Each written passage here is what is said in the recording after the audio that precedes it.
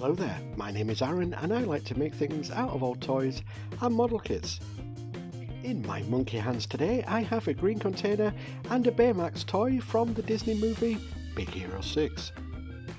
I want to mash these two together, add some greeblies, and with a little luck I'll be aiming for some sort of alternate World War I diesel punk mech.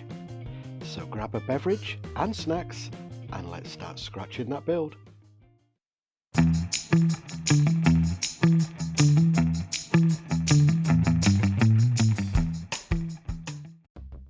So after a short time of taking this toy apart, I soon realised this wasn't one of my better ideas I've ever had.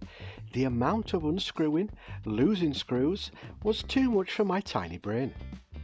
I actually had to take a break from this build while I was hoovering the floor beneath my feet looking for the bloody screws I had lost. But I persevered and managed to get everything back to how it once was. Well, minus Baymax's head, which was now a huge bloody great big green ball. He'll never know as he's just a toy, and we all know that toys aren't real.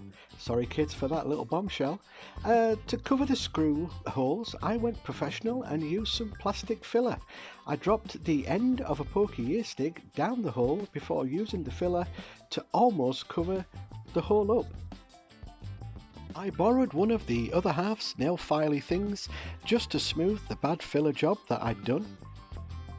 Then I broke out some stuff that's like Green Stuff World's putty, but cheaper, very cheaper, to try and cover the gaps I had in his waist.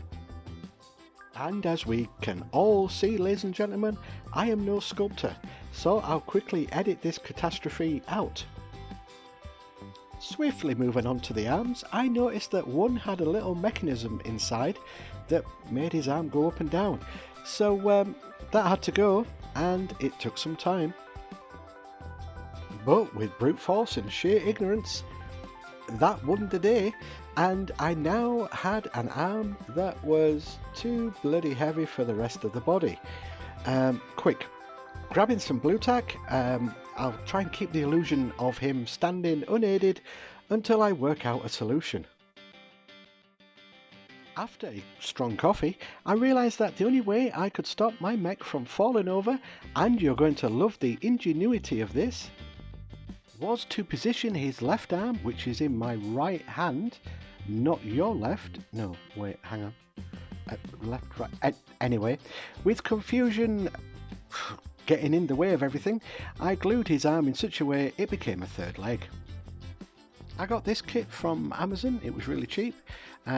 Oh yeah, look, some codes here. Look, if you pause the screen, I'll hold this up now for you. I'm not sure if anybody does this or not, but there's the codes for work away. I received a comment recently from a viewer. I don't know if he's a new viewer or not, but it just he said it just looks like you're just sticking random bits of plastic to plastic. Obviously, with those wise words still ringing in my ears, I got to doing just that. And while I cut bits out of sprues, I'm going to give some shout outs to the viewers who have left funny or entertaining comments on my previous videos. If you want to have a mention, just be a subscriber, like the video and tell all your friends about the channel. If you want to go a step further and help support me, then I have set up a members page where you'll be able to see new videos days before general release and other things that I'm working on. It's totally cool if you can't afford a membership. Just being an awesome subscriber really helps the channel, and I thank you for that. I thought I'd do a little bit of old school kit bashing, and that involves spoons. I want to make some new shoulder plates, so I'll use these rare plastic spoons and shape them to fit. I also want to use up some plain wings, so I'm cutting these off the plastic kit. Without sounding rude, but with my bits ready, it's time to randomly stick all the bits to the mech. On go the wings, and then other various bits of plastic getting stuck to plastic. You know, I'm not bitter about what he said. You know, everybody's got their own opinion, but you know, yeah, no, I'm not bitter at all. So while I stick my bits down, why don't we do a code word time? So if you're new to the channel and want to leave a comment, leave this comment at the start so I know you got here before skipping to the glamour shots. And this week's code word is Jar Jar Binks. And please like and subscribe to the channel. Thank you. So I just carry on adding random bits of plastic to the plastic until we get to the point where I add the tank head onto his head. Yeah, we'll just say that. It looks strange now because of the different colours, but trust me, it will look okay eventually. So it's on the turntable after I finally added all the rest of the little bits and pieces. I'm going to spray it grey because that's the only primer I've got at the moment. So in 3, 2, 1, and as if by magic, I'm now going to spray it a brownish red, which is going to be the base coat for the rust, and I'm going to use the hairspray technique. The other half is out at the moment, which means I will be able to get my hands on her hairspray. And here is the said hairspray. It's cheap and cheerful, like myself. And now I've seen people decant this stuff and spray it on, but I'm just going to do it as is and just spray it all over and let it dry. Okay, so top coat is going to be green, so I'm just going to spray that all over. I'm not really bothered if I leave some brown showing through, it just shows wear and tear.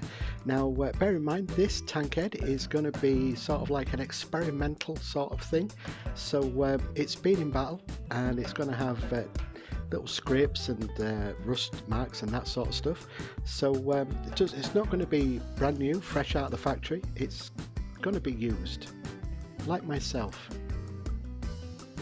Moment of truth time. I'm going to use a pokey ear stick and just gently rub away, I know that sounds rude, on the paintwork. Now this takes a lot of time, but yeah, you know what, it's only bloody working. I can actually see the, yeah, let me just wipe away this and you'll be able to see, look, success, I have chipping. I have finally mastered the art of chipping. So I'm going to do that all over the tank head and get back to you. I don't know how well this is going to translate, but what I do next is go all the way around the chipping with a lighter green, just to sort of like bring out the brown of the rust. So once all that's done, I just go over the missiles and stuff like that with like a flat grey, and then just keep adding little bits of dry brushing, and then make a little wash that I'm just going to put over the tank head, and I'm going to spray some water on it first to try and let the black wash run down naturally so it looks like it's just like streak marks, and then just using a dry brush, just take away some of the heavy edges. And then it's on to the glamour shots. So thanks very much for stopping by. I appreciate all your support. Please like, subscribe, all that YouTubery gibberish, and like I said, glamour shots are next. Keep scratching that build, everybody. Thanks for watching.